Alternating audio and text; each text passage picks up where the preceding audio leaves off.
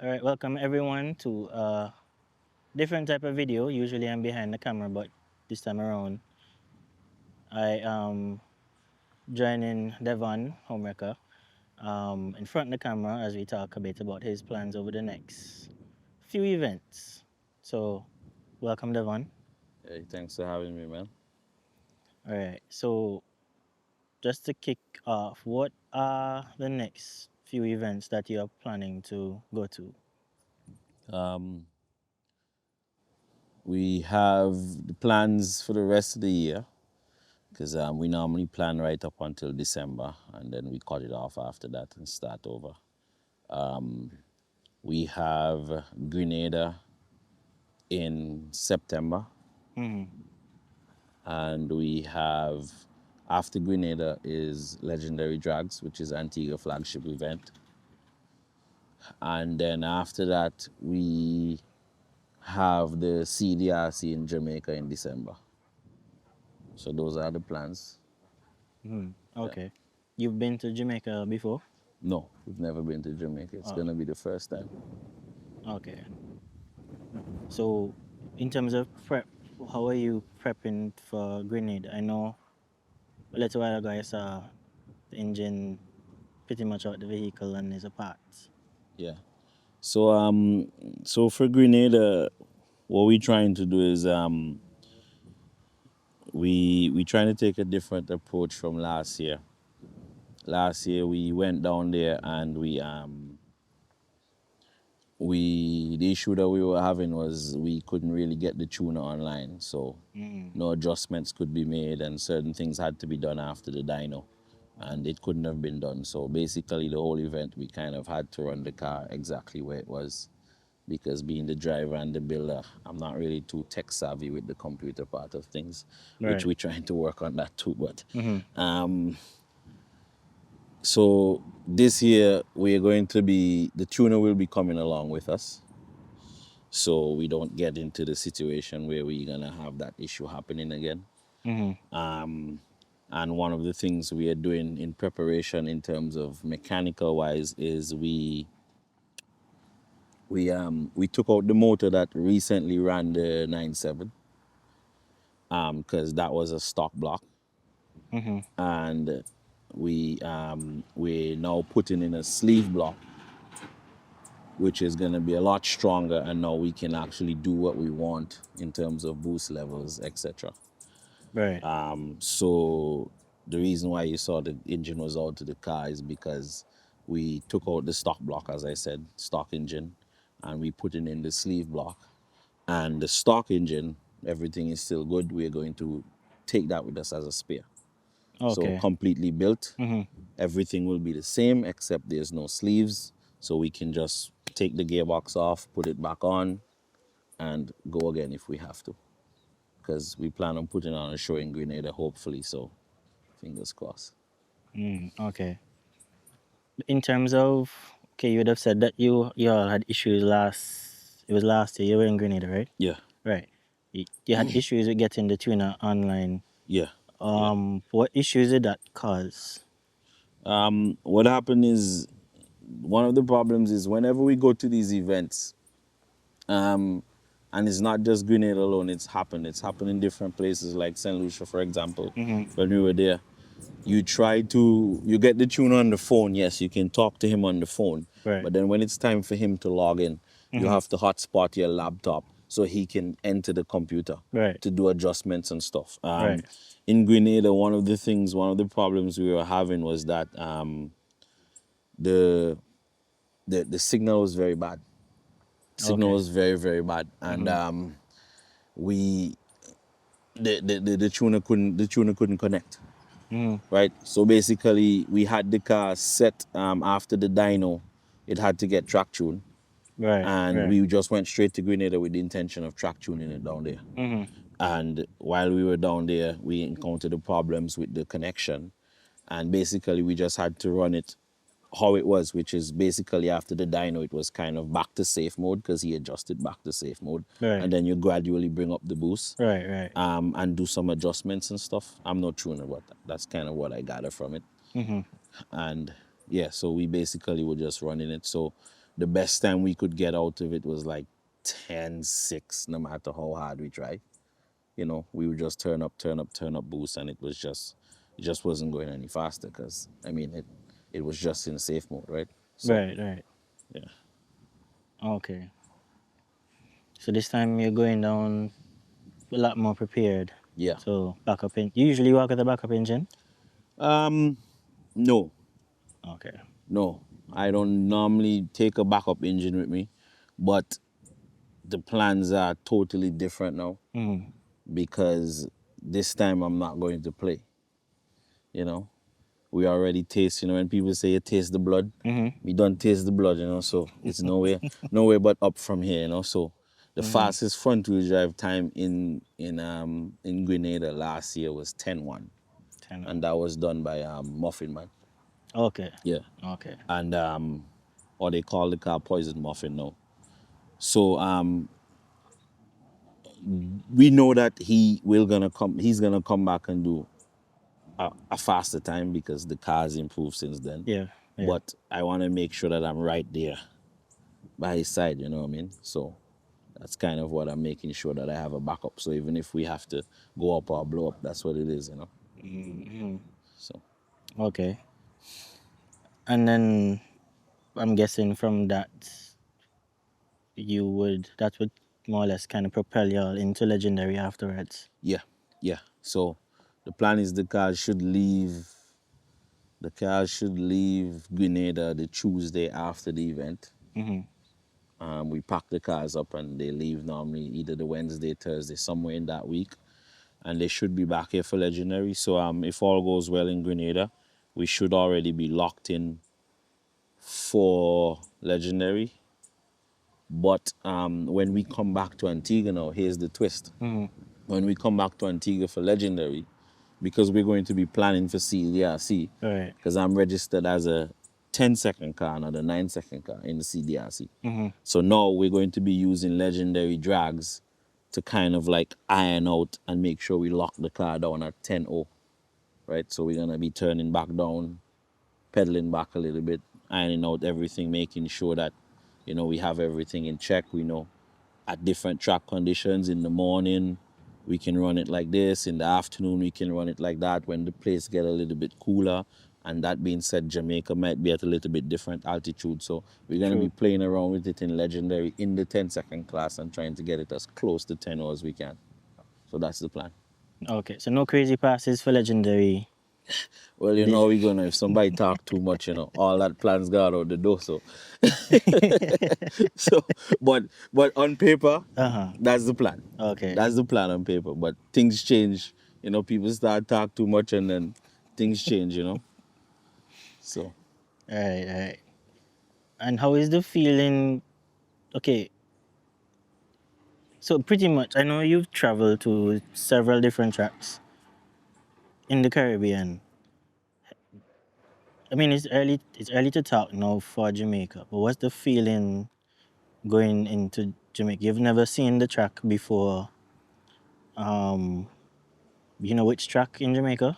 Yeah. I think it's the one that they have drag rivals on, from my understanding. Okay. I could be wrong, but I think it's the one because Kenty's also part of the CDRC. Right. Right. So I think most of the organizing is being done around them and whatever the case may be. So I would think that they're gonna go back to that same track. Okay. But just in terms of mental preparation, new track, cars never seen the track, you've never seen the track. Tuna is going with you. Yeah, most likely the tuner is gonna be coming because the two 10-second cars from Antigua is tuned by the same individual. Okay. So most likely he will be coming with us. Okay. But you've kind of been keeping an eye on what's been happening in Jamaica to any extent to see like kind of person you'd be running in the 10-second class. Well, the thing is in the CDRC is we all know what's gonna happen is a lot of 9-second cars are going to be running 10 seconds. Because Okay. that being said, if someone's running 9.5, Mhm. 9.7 around there, they can't really compete in the 9 second class, especially because it's going to be Caribbean Yeah. championships. You know what I mean? So Yeah. you're going to Yeah. send your best and turn it down to suit, right? So I have been watching a few cars, not just in Jamaica, because I haven't really seen Jamaica's list in terms of the cars that they're going to have Okay. on the qualifying board. But I've been watching a few cars from around the Caribbean. You know, there's a few pretty consistent cars. The thing is, it's always hard to battle with the four-wheel drive cars because they can be pretty consistent. But that really not scare me. You know, I don't think into it too deep. You know, because when time come for bang people, people will get blow. Simple. Okay. So Okay. So, kind of doubling back to Grenada, because I just spoken about it for Jamaica. Anybody from last year, anybody who you have your eyes on to take on for the 10-second class in Grenada, somebody who spoke a little too hard last um, year. there was this car that beat me last year from was a white Nissan. Mm-hmm. White Nissan. And that one I want to run him again. There was this other one, I think it was a blue old school Supra. Can't remember where that car was from. I'm Okay. looking forward to meeting up with them again. Mm-hmm. And obviously, as I said again, Muffin, I mean, he was the number one contender in that class. And he's way over that now. So Yeah. I'm not sure if he's going to be running 10-second 10 class seconds. again. But that being said, it all depends on what the track in Grenada is doing. Well, Because if true. the track is True. really holding, Mm-hmm. because that is something, just to pedal back a little bit, that is something that we've been struggling with, right? Mm-hmm. Is because we go to different tracks and they don't hold like Antigua track. Right. We've come to notice that, Mm-hmm. right? And that come from like constant racing, tension Tuesdays, these kind of things. There's a lot of rubber down, track preparation and stuff. Mm-hmm. So what we can do in Antigua sometimes is very hard to do it overseas. Like Okay. different places we've been. Right. Like I went to St. Lucia and we basically all four gears Spin. light up the whole track, like smoke in the tires. Yeah, saw that. Went to Nevis, same thing, you know. And we turned down the car as low as 10 pound out the hole in Nevis and we still could not hold any traction. You know what I mean? Because with a Toyota engine, it have a lot of torque, right? So it's not just power, but it's torque following the power right there. So as low as you can turn it, it's still in a light shell to its gunner. So we're doing a few things to kind of adjust that, and hopefully they work. So hopefully Grenada is gonna be a little bit different this year. I have a feeling that the track's gonna be pretty good. I was watching the live last week with JP and them and stuff, and they sound like they really want to make sure that the track is up to par. So yeah, we just gonna do what we have to do, because making preparations, as I say, because we've been to a few places where it's just disappointment because it's just not prepped properly, and so we have to adjust. Right. We have to try and start adjusting to suit different track conditions, and that's why I say it's not just the engine out of the car right now. The car is getting chassis work done. It's there's a lot going on, and everything should be done by next week. But different things, different tires. Now we're gonna run different tires, and you know different boost level settings, different things to accommodate that and ramp it up gradually. So Okay. It sounds good overall. Sounds good with the preparation. I hope, all goes well. Look forward to watching the racing in Grenada and Jamaica. yeah, We'll make it there this year. We'll see how next year looks. yeah, But I'll be watching along, following along. To pivot a bit, I know, I think it was the very first interview. You'd have said something along the lines of, in terms of working on the car, it's a family affair. yep, And I see your son, doing quite a bit, and even now he's behind there yeah. working on the car. how has it been? I don't know how best to word it, but like watching the next generation, well, in your case, your son, kind, you know, I don't know if he used to watch on, and now he's more hands on. If he was always hands on, as much as he can, but how has it been, kind of bringing him up? I mean, it's been pretty good because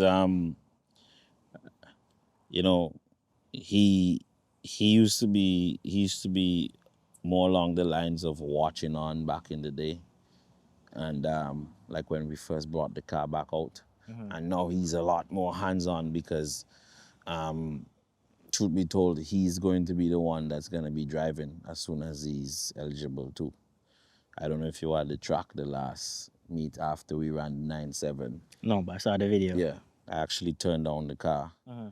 and gave him to drive, for the first time he ever, on the track, Uh-huh. he's driven it. And I was quite impressed, you know. He's never been in a car like that. He's never burned out a car like that before. And his burnout was just as aggressive as mine, I said, yeah. and he handled it pretty damn well. Mm-hmm. So, I mean, watching them come up and doing their thing, and it's not just him. Mm-hmm. It's a lot of his friend group, you know what I mean? A lot of them have cars. Who's not into Honda, into Toyota, who's not into dirt bikes, into quads, and then they all come and they sit in the shop, they all there doing their thing. Right. Just last week they were rebuilding a Tercel engine, and I mean a lot of things I have to supervise because they're young, 16, half of the time a joke time. Who gonna forget for tighten up this, forget for tack off this. So I have to supervise, but they're coming along pretty well. It's the generation to come, and the racing scene. It looks pretty positive. It looks good, right? Because even amongst them, there's already a little Honda Toyota rivalry. You know what I mean? Because it's not all of them love Toyota, you know, and they sit and bicker and they chat and just, I mean, hey, it's looking good. Mm-hmm. As long as Antigua and the association and stuff can keep avenues open, so then these young kids coming up can get to use the track, and you know what I mean. Right. I think it's gonna be a good look. I know I can't speak for a lot of the Caribbean countries, but I've watched Jamaica, and I see how Jamaica has slower classes, 14, 15, 16, 17-second class. I think 16 is the 16 is lowest the there, lowest. but I could be wrong. Right. Yeah. I was looking at, in terms of getting the young persons into racing. For right now, I think the slowest class we generally have is 14. 40 for most events is Well, 13. Yeah, 13. 13. You're right. Yeah. Yeah. Most events is 13. It's maybe only one or two events. Well, right now it might be one event that might have cars slower than that. But what are your thoughts on having slower classes, especially to get youths into it, as opposed to jumping straight into? Well, I don't even see much people in 13. Most people jump straight to 12. Yeah. You see, so the the boy, how can I say this? The internet have helped drag racing Mm-hmm. in Antigua, and the internet has also spoiled drag racing in Antigua. Right? Let me just go back to way back when I first started racing, Mm-hmm. and you probably have heard me say this in the group before. Is I started off with a Corolla with an automatic engine, Right. Right. right? And we bought a trip from eBay, put it on, and we used to race up at Crabs. I'm talking about we work at the power plant. Mm. And as soon as we get a break on maintenance time, we'd go out there, 2 man with Corolla race. You understand? Mm-hmm. Then I put a 20 valve in the Corolla and I started going to the track. Mm-hmm. And I thought it was the fastest thing. Right. It wasn't fast. You're talking about 16, 17 seconds, maybe 15 low. You know what I mean? At Mm-hmm. Janai. And I was telling this to somebody the other day. I remember I used to sit down behind the wheel and you go to stage the clutch and your foot, this foot would tremble like this. You know what I mean? So the young people in them out there that feeling that right now, it's nothing new. Right. But right now I go behind the wheel and I have on my blinders to the world. It's just me and that finishing line. Right. Eventually that disappears. You know what I mean? Yeah. So having those classes with people coming out, especially all those vits and fits and stuff we have running around on the road, and you know, I mean, yes, we used to street race, don't get me wrong. But Antigua is not like it was before. You know what I mean? Yeah. There's way too much cars on the road. So a controlled environment, you know? And even if you're scared, tint your car dark. Because that was the shot with my Corolla. You tint your car dark, you go down, nobody know who inside, nobody know who outside. But the thing again too is racing has changed where everybody wants to be seen. Right. They're not doing it because they love to do it. Right. Right. You understand? So Yeah. everybody wants to be a bad driver. Bad driver and come overnight. Right. You understand? So we need those classes because that's where racing starts from. You understand? When the 20 valve came from out the Corolla, as I said, and went into that, if you've seen the interview that I did and I posted on my page and stuff, Yeah. that was running 13 high. That same exact car right there, 13 high, right here, put in pump gas or put in liquor gas, drive down to the gas station right there by the gas station, same gas station. Yeah. Yeah. Yeah. Devon, my son, would sit down on the back with the slicks and we would drive down to Janai. Right? 13-second car. And look where we are now. You have to start off from the slower classes, big man. We need it. Yeah. You know, and the youths and them out there, everybody have these philosophies that they want to buy all their parts and they want to put it in now. Yeah. And then they want to come out. But whether you're having a $50,000 part or $50 part, it's going to break just the same way. Right. You understand? Well, not just the same way, but you know what I mean? Yeah. It will break. Yeah. Yeah. And when it break, you don't know where you were. You need to start off with, okay, obviously you're not going to build a stock engine and put nitro on it right away. Simple thing, rod, pistons, valve spring, retainer. You put it in, you come out, you learn your car, you try use your car, you know what I mean? Even if you run 16, 17, you work your way and come down. Every event, you move down a little bit faster, you learn your car. Because I don't know if you remember when I first moved back and we brought the car back out. The first class I entered 3 years ago was a 13-second class with a 2.0 engine. Why? Because I was determined I was going to drive my car and I was going to run it on wastegate boost and nobody could tell me no different. Okay. And then every event I would come down and then I came down to the 11. I stayed there in the 11. I went out the 11 second class and then I came down to I think I ran 2 events in the 11 second class, came down to 10, and then gradually we keep going. Yeah. You check? So, I mean, there's nothing wrong with slow classes, and that's what's going to bring back jag racing. You know what I mean? Because it's cheaper to have a 16-second car, fall in love with racing, gather your parts slowly, Yeah. Yeah. right? Like, I mean, there's not a lot of rich people in Antigua. So people like us that can't really that are not rich. We have to gather our stuff over years. You know what I mean? Yeah. So that's why you have to start off from the slower class and then you know exactly what works and what don't work. So then by the time you get fast, you know your build inside out. You know? Yeah. And I think that's important, learning the vehicle. But even in terms of cost, running the class that you can afford. Yep. Because I have seen far too many times a car breaks Disappear. and sometimes I forget about it. It's only if I look into pictures, You would see it. I realize, oh, this car is, and I wonder where. Yep.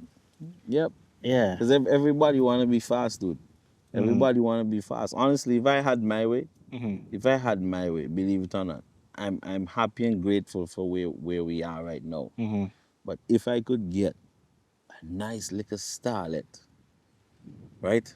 Throw Mm-hmm. back in on 20 valve on pump gas and go up there and choose the night and terrorize people, I would take that any day, big Uh-huh. man. Yeah.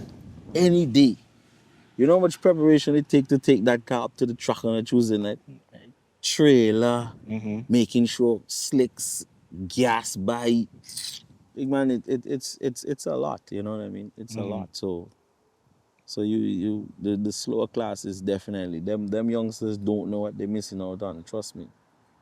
And I know they say that you come to the track and people will say, oh, you can't drive, and everybody have to start off somewhere. Yeah.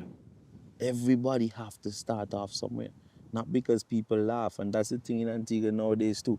We watching too much TV Mm-hmm. and we following the US so much that we're not even seeing. Remember, the US don't only have one track, you know.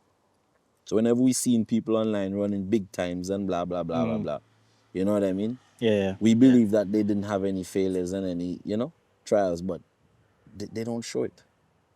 Or they go somewhere to some private strip and go test, Mm-hmm. put down track bite, and then when they're done, they only film the part that they really like to see, you know? So, Yeah. And I think that especially is important. It's easy for, because I'd follow the conversations in the group, mm-hmm, and I think it's easy for persons who've been racing for a long time to comment the negative on persons who are trying to hone their skill now. mm-hmm, And even for persons who are new now, it's easy for them to look at persons who racing for a long time, and how those persons can launch the vehicle and get on the track, and you're trying to imitate them. you But can't. you need to learn your car and how your car You operates. can't. You can't do that. You can't do that. Simple thing. By just changing my gearbox, Mm. it was a learning curve. I'm sure you've seen videos in the group with me hanging up gears like it's no tomorrow. Yeah, yeah. And I have in the most expensive shifter, right? Yeah, yeah. And I just put back in the stock shifter Uh-huh. and it's just like riding a bike again. Yeah. You know what I mean? Mm-hmm. So, and then I realized that, okay, cool. What I need to do is I need to make the car less aggressive, Mm-hmm. take my time. Even if me go up there on a Tuesday night, anytime you ever see me up there on a Tuesday night and you hear me granny shifting, just Mm-hmm. know I'm testing out something. You understand? Because Mm-hmm. that's how you learn. So when you go in and it's showtime now, you know, you can make a difference. Yeah. So the younger generation need to stop watch all them internet big man, because trust me, in America they have 16-second cars too. Mm-hmm. You know, so I don't know what this thing is about, having to have a fast car right off the bat. It's kind of ridiculous. Yeah. Well, I'm hopeful. I'm hopeful in watching the next generation come up. I see there are a couple. Well, I feel like everybody that's been seen at the track has been around the track for a A while. while, yeah. But even some of the newer, quote unquote, newer guys, it's been interesting to watch them um, become consistent. Mm-hmm. Because even after you get a car, it's and you can run a fast time, it's not being consistent, Yeah. especially in class racing. Mm-hmm. Because I've seen events here where the guys who win an event or win a class Yeah. are those who are And consistent. always there. Right. Even those that come from overseas. St. Lucia, I think it's the first year they came here. The white Supra, Yeah. the Invest St. Lucia Supra, the white one. Mm-hmm. I was looking back at the times and the car was very consistent. Last year, I don't know what the issue was. The last early out. But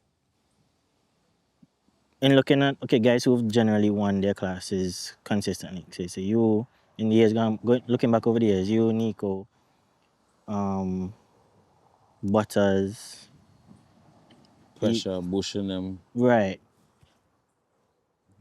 Consistency is what helps win. I mean, you might get a lucky person break something off the line, And somebody else win. Right, and you win. You might get that now and then, but consistency is Yep. definitely key. Yep. And driving your car a lot, learning your car, and being comfortable in the car too. Mm-hmm. Because everybody want to go fast, but not a lot of people know what to do when they get up to the speed. Yeah. You know, and that's one of the things coming back to Nevis again. Why I I'm basically at the stage where, you know, I'm willing now. Before I used to be the whole back. I used to be like, boss, me no want no more than 28 poundables. Right? But no, Mm-hmm. I'm the one that's saying, yo, let's do what we have to do. Because when I was down in Nevis, a Mm-hmm. lot of people don't know this, but which you know, because I think I did a short little thing about it, is I almost mashed up the car because I couldn't stop. Oh. Because Nevis have a very short runoff. Yeah. They have there's a concrete Yeah. plant. No, it's a the track is a quarter-mile track, but then it have a big Right. sandbank. Okay. So I get down there Uh. and was doing like 128, something like that, and foot flat, you know. And then when it's time for the brake, it's Mm-hmm. like no matter how much I'm pumping my brake, it's just running. I mean, it wasn't going Mm. fast still, but it's Mm-hmm. slowing down, but just not fast enough. Right. And Right. then the wall is like right there. Yeah. And Yeah. I'm like, oh shit, what do I do? So I kind of like, I was on a pass by myself, luckily. Okay. So I kind of go center, Mm-hmm. come back wide, Mm-hmm. and then turn because then there's a sand wall and then there's a slight little road off to the left hand side. So I Mm-hmm. kind of went between there and got to stop, right? But the morning after that, I said to myself, boy, if I'm gonna race today, you know, I'm gonna need to pull this parachute now. And I've never pulled my parachute in Antigua before. Yeah. Don't. Yeah. I've never seen that. You know why? Because again, I'm Mm-hmm. always with the fear that what if it doesn't work? Mm. What if it this happened? What if that happens? So I said to myself, let me go to the track early, Mm-hmm. and as soon as the official tell me I can go ahead. Mm-hmm. So I went to the 1-8 and I pulled the chute. And trust me, everything that I had in my mind Mm-hmm. about pulling the parachute, it was totally opposite. So I was just filling up my head with a lot of things that I pulled the parachute and it was so smooth that I had to look in my mirror to see that the parachute was open. Mm-hmm. Because again, when I went to spec the chute, I called OJ Racing in the States and basically told them the weight of my car, blah, blah, blah. And they recommended a chute that's not even generally on the shelf. It's actually a smaller chute. Oh. So my chute is not to stop the car, but it's to slow down the car. Okay. And then I went back to the 8 after that and pulled it the second time. And trust me, if I stood up by that car down there originally, I stood up right here when I pulled that chute. It's crazy, night or day. Mm-hmm. So smooth. Like, so you know, again, practice. So now I'm not afraid to go faster because Right. I know everything else is sound. And now I have the chute under control. It's go time.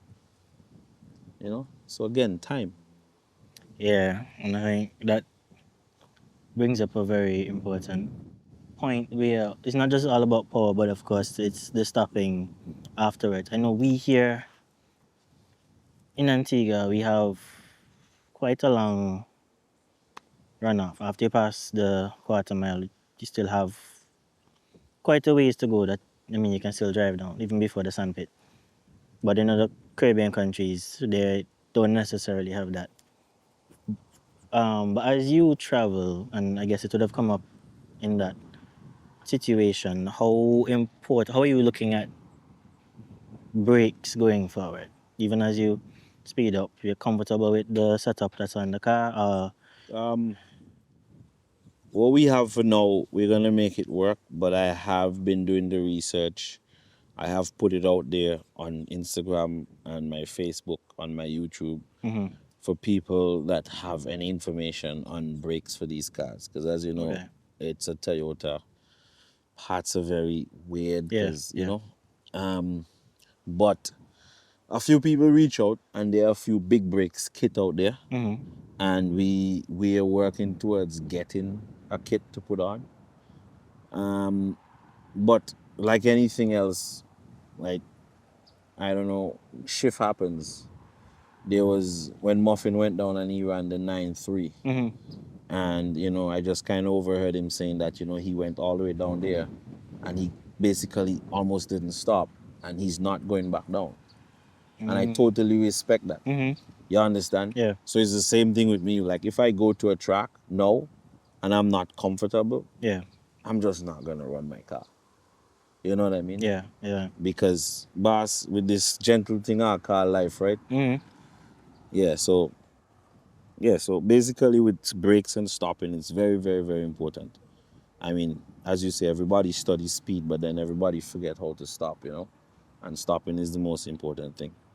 So we definitely working on it. It's something that we've been seriously working on, and it's just time and money, right? Because they're not cheap. So yeah.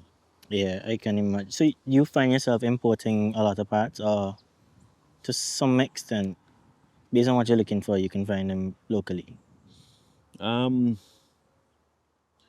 Well, in terms of a mic car, everything on there is basically parts like suspension wise. Mm. When I say suspension, I'm talking about, like, let's just say, okay, brakes. Those things are basically from other Toyota cars with bigger brakes, Corolla brakes, axles, Toyota axles. Well, not Toyota axles, but locally sourced axles. Mm. Bushings, lower control arms. Those things are basically stuff that you get off of other vehicles here. So obviously coilovers, you have to import them. Engine parts, 90% of them have to be imported. I mean, stuff like my engine blocks and stuff. Mm-hmm. Because as you know, the Trias is prone for cracking block. It's not no secret. I don't hide these kind of things. Mm-hmm. So the blocks, we've been sourcing them locally, and we just have a bunch of spares, and we go as we go. But Antigua is not the place that you can just go into a shop. 1320 have a lot of stuff, Mm-hmm. but like everywhere else, a lot of people accommodate Hondas. You know what I mean? And it is the easier car to build, Yeah. and the parts are readily available on the store, on the shelf. So I mean, a lot of people have stuff for Hondas on shelf, but not really for Toyotas. So I mean, I would say 90% of the stuff have to be imported. Yeah. And then you're not the biggest fan of putting Honda parts or putting a Honda engine in, if you wanted to go the cheaper route and just decided to. Yeah. Well, you see,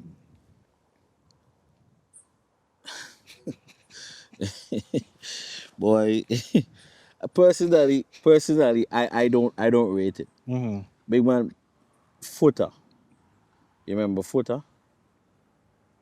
The name sound familiar, but Footer used to be one of the first, like, well, I wouldn't say first, but like one of the big car guys around here, like mm-hmm.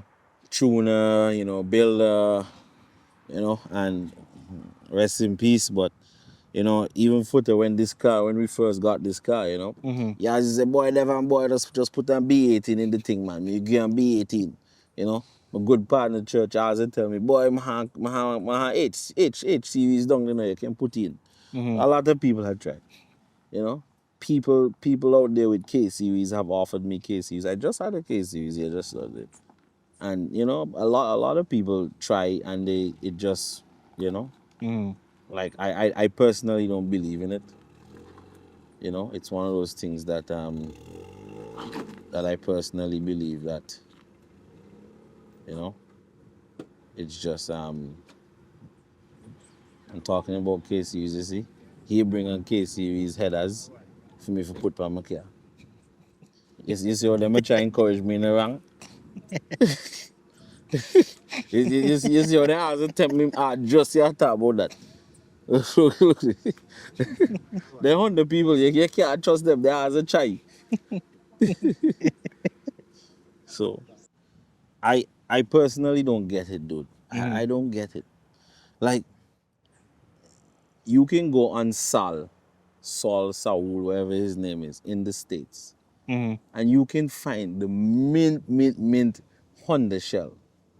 Mint turbo, roller cage, you name it, they Mm-hmm. have it. They just get these cars and parts them out. So you can get engine in them, fully built engine, partially built engine, half cage, full cage, quarter cage, slicks, everything. You can just buy a full race car from them. And you take up one Tercel and put a Honda engine in it. You take up one Corolla, or I just had it in my shop, and you put a Honda engine in it. Tall man, that's tripping as you do. Because hear this now. My thing is, right, if you say it's just convenient that you just have it in your shop, Mm-hmm. or it's just convenient that the shell here and it's cheaper, Mm-hmm. that's a Toyota engine in a Toyota car, right? And nothing there to mount that engine in that car or to make it put the power to the ground, Mm-hmm. right, was bought out of a store. Everything had to be fabricated. So you tell me how by putting a Honda engine in a Toyota car makes it easier for you. They don't sell mount kits for them. So you're gonna have to cut chassis, you're gonna have to fabricate mount. Why don't you just get a Honda shell and just go on Amazon or eBay and just click K series in EG shell mount kit. Click, screw it on, mount in your engine. It's easy. So why don't you do it? I personally don't respect that, big man. And it really bothers me. I don't know why, but it's just me. It's just one of the things that really irk me. Yeah, Yeah. so, but hey, to each his own. Each his own. Yeah. I know some people may think otherwise, but I've seen similar sentiments from I forget his name from Jamaica. Who's building looking to build the world's fastest Evo. The Um chemist, what's his name? Ziggy. Ziggy. Yeah.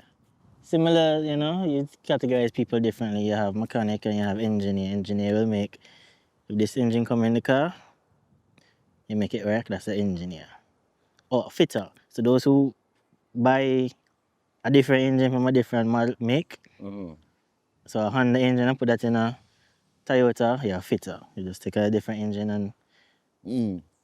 so he have his preference as well. So but I think is interesting to make whatever engine came in a car work. We're going to swap engines around and do whatever because let's Mm-hmm. face it, a lot of these manufacturers, Mm-hmm. whenever they build a car, remember cars have to be built to a specification, right? Right. Sorry. Yeah. So they can't have a K series, for example, putting out 200 horsepower in a shell that weighs, you know, 1,800 pounds. Mm. Because it wouldn't pass certain rules and regulations, Right. and Right. you know what I mean? Yeah. So obviously the engines are going to come in bigger cars. If you notice, a K series would come in a CRV, or it would come in a Nova van, something with more body. Mm-hmm. You know what I mean? Something with more weight, Yeah. right? Yeah. Honda Civics came like I, I don't know, the B18 came with in the Civic. I know the 1600 came in the Civic. The B16 came in the Civic. For example, Starlet came with a 1300 engine, Yeah. right? Mm-hmm. Toyota could have put the 1500 engine in the Starlet body, but why didn't they do it? They made a GT Starlet, which was supposed to be the fastest one out of the whole Starlet model, and they put it back with a turbocharged 1300. They could have taken the Corolla engine, which is the 1500, and put it in it because it fit just the same. But again, there's certain rules and certain specs Yeah. that you have to follow, right? Yeah. So Yeah. by taking a bigger engine from the same family Mm-hmm. and putting it in a shell of the same family is not bad, Right. right? But whenever you start mix matching and this and that way me have a problem too. Yeah, me no believe in that. Somebody asked me the other day, So how come I just jump up whenever rotary in a starlet? I say, who you ever see me jump up on a rotary in a starlet? It's a fast starlet, Yeah, yeah, right? Or it's a fast rotary, mm-hmm. but it will never be a fast Toyota. Yeah. Sorry to say, you know. So is it a fast Toyota or a fast Mazda? Which one? We're gonna get confused. You know what I mean? Yeah, yeah, So yeah, yeah, yeah. it's a irk. It's a irk for sure. Well, let's see how things continue. I hope that, the day will come and it's easier to buy Toyota parts. Encourage more persons to stick to that route because I realize there's a lot of Hondas in Antigua. Yeah. I don't really see the Toyota crowd. I mean, there's a few. There's a few, There's, but we outnumbered. yeah, there's a lot. There's a lot more thinking Mm, in building a Toyota, right? It's like I sure you heard somebody say in the group the other day that what's so special about another Civic having in a K series turbocharger running 9 seconds? mm, There's yeah, nothing special about it yeah, yeah. because it's been done so many times. Mm-hmm, You can just go on the internet and you can just put in 9 second, to be more specific, you can put in 9.2 second Honda Civic and it will give you a whole spreadsheet from the bolt that you have to change right up to the spark plug that you have to use. And you can buy that and put it in and run mm-hmm. it. There's no thinking in building a Toyota. You understand? Honda. In building a Yeah, Honda, yeah, sorry, yeah. sorry. So whenever you see people out there building Honda and they're going fast, and as the man say, a big Honda man say, what's so special about it? Mm-hmm, You understand? What's so special about it? What we want to see mm-hmm. is a 9.0 MR2, full body MR2. Yeah, yeah. You understand? Mm-hmm, We want to see me go down to 9.2, 9.0. We want to see another Toyota coming down in the 9 second class. That's what we want to see. mm-hmm. You know what I mean? We Definitely. want to see a Nissan front wheel drive going fast. That's what we want to see. Yeah, Hondas are supposed to go fast. It's yeah. There's so many, so it's many easy. out there. Yeah, yeah. It's easy, man. Easy. So it's a hard world, but we fighting back. Mm-hmm. We're not getting pushed over. We're fighting back. Definitely. And I know that the unofficial 3S gang have a day. When I didn't even say I wouldn't. Let me pick my words carefully. You don't really have your hands full against some of the Honda guys. Some of them just watching on, but the 3S crew have been watching you for a while now. Between you, Nico, Easy P, Dwight, Butter. Butters, right? Watching y'all and y'all have been doing well, being consistent. I mean, every now and again there might be a hiccup here or there, but once that is solved, Yeah. holding y'all own in the different classes. And that would be, that's what? That's 10, 11 and 10. 11 and 10. Yeah. And I it's, mean, to be honest, like there's a lot of hiccups. mhm, And like I mean you're in the big group that we're in, and you probably see that I am not afraid to voice my hiccups whenever they come along, right? yeah, yeah, Because with the race car, if you get 10, 15 consistent runs out of it, you're doing well. yeah, Because if it's not breaking, you're not pushing it hard enough, right? And hmm, it's a situation where that by every time we break something, we learn something, yeah, right? And I'm not afraid to tell people that I break a block and I crack a block and this and that. You know what I mean? Because these kind of things happen. A lot of people, it happening to them and they're not saying anything. hmm, Because everybody want to be like they're the best or they're doing something right that somebody is doing something wrong. It's not all about that. hmm, It's about showing up and doing something. yeah, You understand? So even if I have to break 10 times, next event I will be there. Mm-hmm. And I will give you the same hell that I gave you last event. Nothing's gonna change. And that's the beauty about that car. Yeah. Is everything is so simple that I can just walk down the road and I can just do so. Boop. Nothing special. Mm-hmm. Just that we have a few mats in certain places that, knock on wood, that part has always been good, and that part is pushing us further and further and further the more we perfect it. But Mm-hmm. simple mats. Right? So can't be afraid to break parts, big man. If you in this and you're afraid to break parts, you're in the wrong damn sport. Wrong damn sport. That's why you have to race the class you can afford, Yeah. because you're going to break something at some point. Yep. Any class you race, you're gonna break something. Any class you race, something's gonna happen because the slightest change in temperature can mess up a car. Mm. You know what I mean? You're going down the track, a rock pick up from somebody in front of you, Mm. go in your turbo, mash up the fin. Easily that's 1800 US, 20 something hundred US. You know, so it's you understand what I'm trying to say? Yeah, It's yeah. not cheap and it can happen anytime. Mm-hmm. You know? So I mean, I went to Grenada last year and just coming out of the pit, my youth man jump in the car. No, I was coming back down the track and my youth man jump in the car.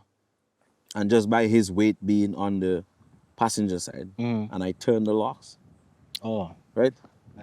Take it easy, Jelly. Brand new set of slicks. A long, deep line in them. Slicks no good no more. Mm. You understand? So Yeah, yeah. it's like easily a lot of 400 US plus shipping. You know what I mean? Mm-hmm. So Mm-hmm. if you're in this sport and you're afraid to things mashing up, and we're not rich by any means, but we love what we do. Yeah. You know what I mean? Yeah. And other people go out there and gamble and spend money and all kind of other crap, and you know, people have their likes and what they want and what they need to do, and we just do this, you know. So you have to race because you love it, Yeah. not because you want to be seen. You're gonna go broke. Yeah. Yeah. So, And you can really see who loves racing. All when I see, okay, Nico, clear example. I ever see Nico line up against some people and I really wonder why? why. No, but you love racing, man. You're very antsy. Exactly. Yeah, You really love love racing. racing. But that being said, his dad, you know, you look Well, at it, his dad was in that, you know. mm-hmm. So, I mean, he grew up around that, so it's not everybody follow their dad's footsteps, Mm-hmm. you know. So, but he did, and it shows, you know. Yeah. Yeah. But yeah, it has been a good, I don't even know how long it's been. It's been a good while, a good conversation. Yeah, most definitely. The upcoming plans and just racing in general, tier versus overseas, and um, you know, having the next generation come up. Yep. Most And important part of this whole thing. yeah, it's been a really good conversation, and I just want to say thank you for Yeah. having me here for this conversation. Yeah, man. And hopefully I can be back after Grenada. Well, Yeah. we have to watch the window between Grenada and Legendary. You know, the prep that might be in between, but so we can have a follow up, how things Yeah. went and so forth. Yeah. But yeah, so stay tuned, guys, for the next video, whether it is with Devon again or whether it's with somebody else. Hoping to make this a bit of an ongoing series going forward. But not just when there's a big event coming down the line. So, yeah. Yeah. Stay tuned.